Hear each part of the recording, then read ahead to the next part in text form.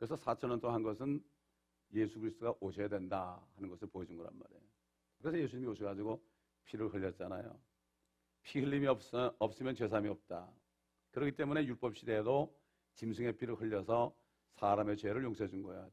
그러나 짐승들의 피는 육체의 죄만 정결케 할 수 있죠. 그렇기 때문에 하나님이 피를 흘려야 된다. 그러니까 예수님의 피를 흘려야만, 하나님의 피를 흘려야만 우리 죄의 죄값을 치를 수 있거든요. 우리의 양심을 깨끗하게 한다. 그래서 예수 그리스도를 믿는 사람은 그 피로 깨끗해지니까 성령이 들어오셔서 거듭나는 거죠. 새 사람이 되는 거예요.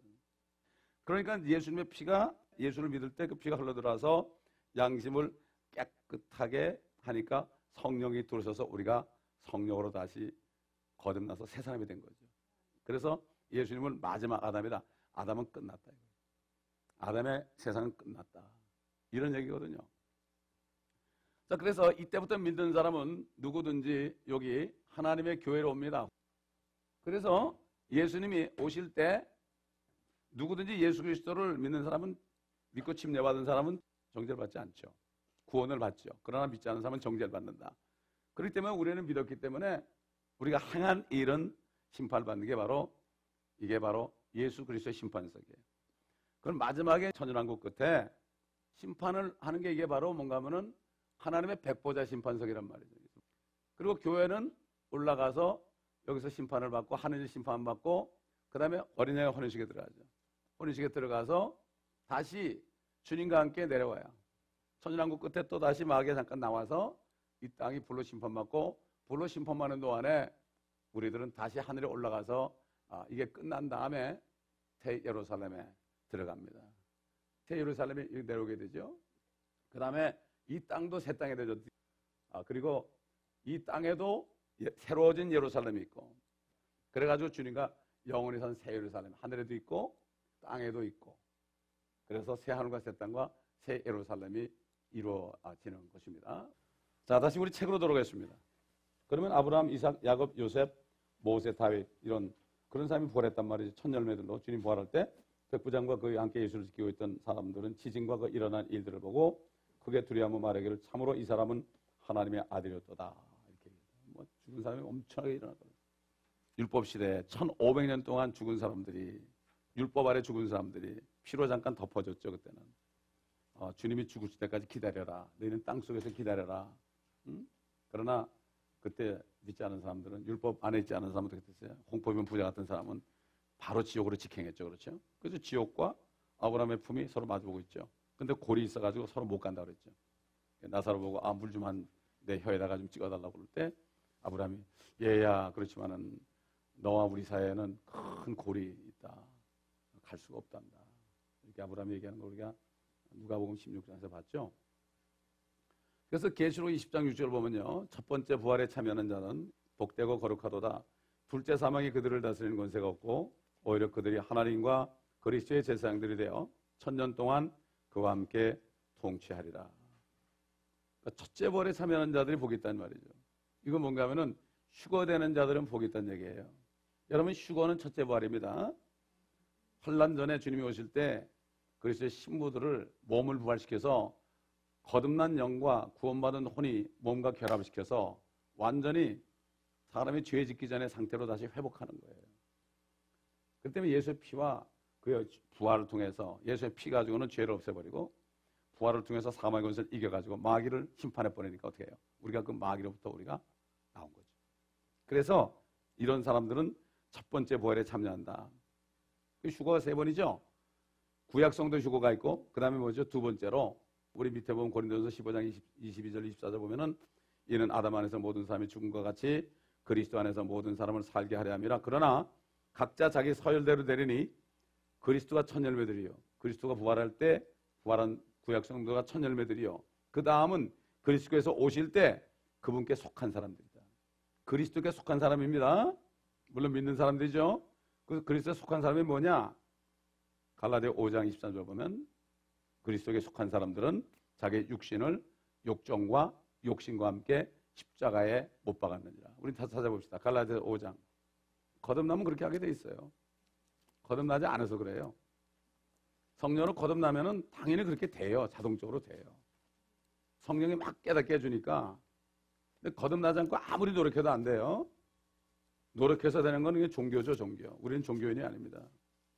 우리는 종이 아니고 우리는 이제 자녀입니다. 5장 24절 보십시다. 그리스도께 속한 사람들은 그 육신을 욕정과 정욕과 함께 십자가에 못 박았느니라. 그렇죠? 그러나 성령의 열매는 사랑과 기쁨과 화평과 오래 참음과 친절과 선함과 믿음과 온유와 절제니 그러한 것들을 반대할 법이 없느니라. 결국 뭐죠? 이 성령의 열매를 맺는 사람들은 그렇게 속한 자들이기 때문에 육신을 다 어떻게 해서 욕정과 정욕과 함께 십자가에 못 박았기 때문에 나는 없죠. 세상과 나는 간것 없고 구속한 주만 보이도다. 이런 찬송이 있죠. 그러니까 성령의 열매가 막 수수수수 나오게 되는 거예요. 내가 죽었으니까. 우리의 삶은 매일같이 내 육신을 십자가에 못 박는 거예요, 여러분. 아멘? 육신을. 구원 받으려고 그러는 게 아닙니다, 여러분. 구원 받았기 때문에 주님 만날 준비하려고 그런 거예요. 아멘? 그 때문에 첫째 벌에 참여하는 게 휴거예요, 바로 이게. 거듭난 사람은 이게 엄청난 거예요. 이게 거듭난 사람은 하나님이 안에 들어오신 거 아니에요.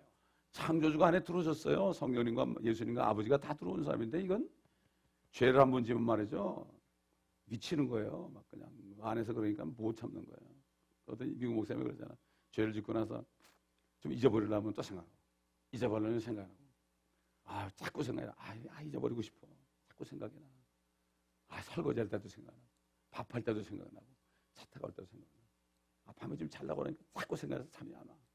아이고 주여 할 수 없이 또 무릎 꿇고 울면서 회개하는 거예요. 이게 바로 뭐예요? 거듭난 사람이에요. 아멘. 이게 억지로 내가 이렇게 노력해야 되는 게 아니에요. 그렇기 때문에 첫 단추를 다 끼워야 돼요. 첫 단추를. 거듭나지 않고 교회 오래 다니게 되면 어떻게 나중에 거듭날 기회를 잃어버려요. 거듭나지 않고 신학교 가서 목사 되면 거듭날 기회를 잃어버려요. 이게 비참한 현실이에요. 이게. 종교인을 만들어버려요. 그렇기 때문에 고난을 받고 좀 힘들더라도 나중에 깨닫고 성령의 방명의 방 두드려 맞고서 그때 거듭나는 게 낫죠. 인간적으로 교회 다니면 안 되죠. 그러니까 결국은 첫 열매들은 그리스도께서 부활하셨을 때 함께 부활했던 구약 성도들, 두 번째는 이제 그리스도께서 거듭난 성도들을 데리러 공중에 나타나실 때, 즉 휴거 때에 부활하거나 변화되어 공중에서 주를 만나기 위해 끌려 올라간 사람들입니다. 바로 오늘날 그리스도의 몸된 교회의 지체들인 것이 거듭난 무리들. 그렇기 때문에 우리는 이 진리를 잘 알아야 돼요. 그래서 주님께서 요한복음 10장 2절 4절 보면 그러나 문으로 들어가는 이는 양의 목자라 그에게 문지기들이 문을 열면 양들은 그의 음성을 듣나니 그러면 그는 자기 자신의 양들이 이름을 불러서 이끌어내느니라. 그가 자기 양들을 이끌어낸 후 양떼 앞에서 걸어가면 양들이 그를 따라가나니 이는 양들이 그의 음성을 듣기 때문이라. 그렇죠? 세 번째는 누구라고요? 세 번째는 환란 때 구원받은 무리들로서 14만 4천의 유대인들. 계시록 7장 1절로 8절 나오죠. 또 그 다음에 계시록 20장 4절에 표를 안 받아서 목배임을 받은 순교자들. 또 수많은 이방인의 무리가 모든 족속으로부터 셀 수 없는 무리들이 나오죠. 모든 족속과 언어와 민족으로부터 나온다고 계시록 7장 9절로 11절에 나오는데 어린 양의 피로 옷을 씻은 사람들이에요. 그래가지고 많은 이방인들의 무리들이 오는데 이것이 바로 이 사람들은 추수 후에 이삭 죽기입니다. 지금 두 번째 휴거는 추수하는 거예요. 옛날 이스라엘이 추수할 때 곡식 한 단을 착 빼가지고 첫 열매를 하나님께 드렸어요. 이게 초실절이에요. 초실절. 그 다음에 이제 본추수를 하죠. 그럼 본추수를 주님께 드릴 때는 이게 오순절이에요. 오순절. 그 다음에 장막절이 뭐죠? 나팔절이 뭐죠? 이것이 바로 장막절, 나팔절, 속죄일은 바로 주님이 지상에 재림하는 거예요. 이것을 우리가 알아야 됩니다. 그래서 우리는 본추수고 환란 때 이제 들어가서 거기서 깨닫고 순교한 사람들, 14만 4천의 무리들, 또 많은 이방인들. 그래서 계시록 14장 15절로 16절 보면 그때 다른 천사가 성전에서 나와 구름 위에 앉으신 그분께 큰 음성으로 부르짖기를 주의 낫을 대어 곡식을 거두소서 주께서 거두실 때가 되었으니 이는 땅의 곡식이 익었음이니이다 라고 하더라. 그러자 구름 위에 앉으신 이가 그의 낫을 땅에 대어 땅에서 곡식을 거두시니 이건 뭔가 환란 때 휴거되는 거예요. 남아있는 곡식 이삭 죽기를 하는 거예요. 주님이 나타나가지고요. 그 다음에 그들이 올라간다면 어떻게 하죠? 포도즙 틀을 밟아요. 주님이 오셔가지고 심판이 이루어지는 거예요. 자, 그렇기 때문에 마지막 이삭 죽기까지 한 다음에 주님이 이 땅에 지상에 재림할 때 심판주로 오시는 겁니다. 이게 성경의 메시지입니다. 그러므로 여러분 오늘은 여기까지 할게요. 그래서 계속해서 하고 새 예루살렘에 들어가는 그날까지 우리가 이 말씀을 깨닫고 그 소망을 붙잡아야 됩니다.